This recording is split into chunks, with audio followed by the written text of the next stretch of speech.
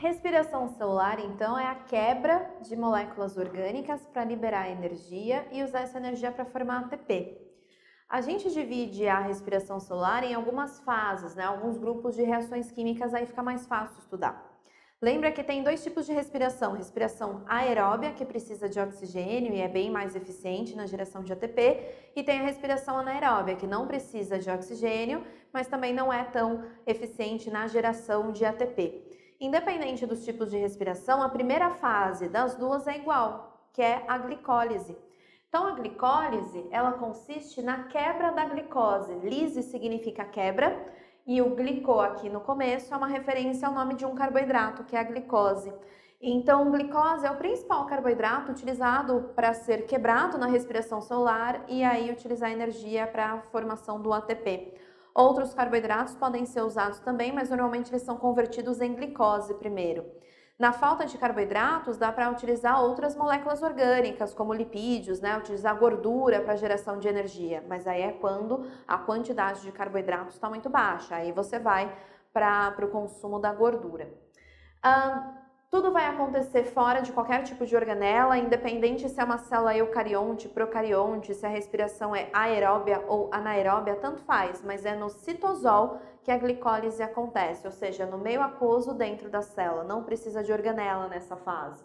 Não precisa também de oxigênio. Então, mesmo a respiração aeróbia, nessa fase, ela não precisa de oxigênio. São nas próximas fases que o oxigênio passa a ser essencial. O que a gente vai obter daqui?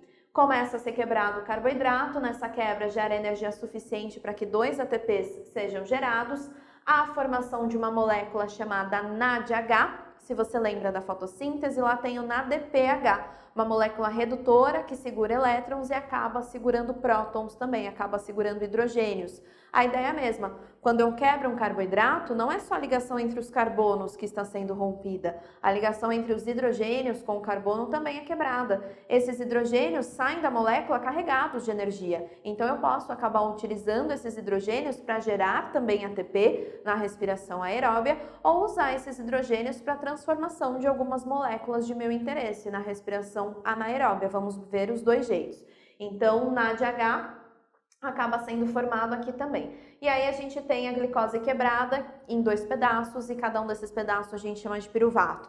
Vamos tentar visualizar o que acontece. Ó, eu fiz o desenho das moléculas aqui. Então aqui a gente tem uma glicose, né? A glicose tem uma cadeia cíclica. Cada uma dessas bolinhas aqui está representando os carbonos, tá? Da glicose. Então a gente tem um total de 6 carbonos, né? A glicose ela vai ser quebrada numa sequência de 10 reações químicas, que é o que a gente chama de glicólise. Não, a gente não tem que saber quais são essas 10 reações químicas, a gente tem que saber basicamente quais são os produtos finais. Como que essa quebra vai acontecer? Para começar essa sequência de quebra da glicose, a gente começa gastando 2 ATPs. Eu quebro 2 ATPs para eles liberarem energia e essas reações possam então com essa energia começar. Parece contraditório, né? Porque a respiração celular tem como objetivo gerar ATPs. E aqui eu começo gastando ATP? Mas é como se fosse um investimento. Você gasta um pouquinho agora para ter uma quantidade maior sendo produzida, recebida no final. Então é um investimento aqui. Gasta esses 2 ATPs e aí a sequência da quebra do carboidrato começa. Para começar a quebrar o carboidrato, o que é feito, na verdade, na glicólise é a introdução de fósforo em algumas partes da molécula, porque o fósforo acaba deixando as moléculas bem estáveis, bem mais fáceis de serem quebradas.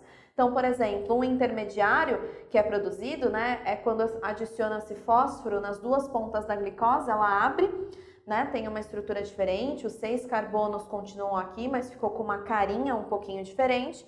A gente chama esse carboidrato aqui de frutose 1,5 bifosfato. 1,5 bifosfato, tem 2 fosfatos. Esses fosfatos, esses fósforos facilitam a quebra, então é bem mais fácil quebrar esse carboidrato. No final, o objetivo é quebrar esse carboidrato ao meio.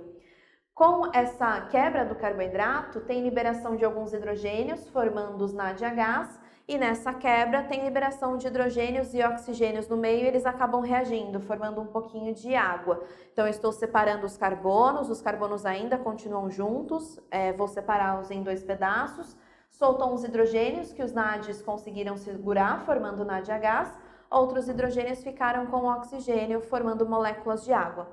Esse carboidrato, então, vai ser basicamente quebrado ao meio e aí gerando esses dois pedacinhos que a gente chama de 1,3 bifosfoglicerato. Tem também, então, né, os fosfatos. Esses fosfatos foram adicionados para deixar de novo a molécula instável, para ela conseguir ser completamente quebrada em dois pedaços perfeitos, né? Então, esses bifosfogliceratos acabam removendo esses fósforos, removendo esses fosfatos, e aí você tem a formação dos piruvatos. Piruvato também pode ser chamado de ácido pirúvico, e nessas quebras a gente tem liberação de energia suficiente para a formação de ATP. Então, formou o piruvato aqui e mais 2 ATPs. Formou o piruvato aqui, mais 2 ATPs. Então, quebra a glicose ao meio, gera esses 2 piruvatos e energia suficiente para a formação de 2 ATPs em cada uma dessas quebras, em cada um desses piruvatos formados. No total, então, foram 4 ATPs gerados. Pensa no saldo final. São 2 ATPs que são gastos para começar a sequência das reações químicas, mas no final são 4 ATPs gerados. 4 ATPs gerados menos esses 2 do começo, então a gente tem um saldo final de 2 ATPs gerados nessa fase de quebra de carboidrato, na fase da quebra da glicose.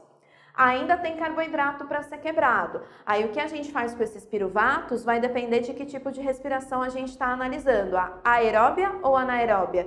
Muda o que acontece daqui para frente para cada uma delas, então a gente vai começar a estudá-las separadas. Então a primeira fase é a mesma, pega uma glicose, quebra ela no meio, tenho 2 piruvatos. Essa quebra gera energia suficiente para produzir 4 ATPs, mas eu precisei gastar 2 no começo, então faz esse desconto, só ganhei 2 ATPs. O que sai daqui? 2 ATPs gerados, 2 NADHs, né, hidrogênios bem energéticos, posso usar essa energia para alguma coisa, e 2 moléculas menores de carboidratos chamados piruvatos. A gente pode continuar quebrando esses piruvatos ou transformá-los em alguma outra coisa, depende se é a respiração aeróbia ou anaeróbia. Então, nos próximos vídeos, toma cuidado com essa diferenciação. O que você está estudando? A aeróbia ou anaeróbia? Aí você consegue perceber o que vai acontecer com esses piruvatos.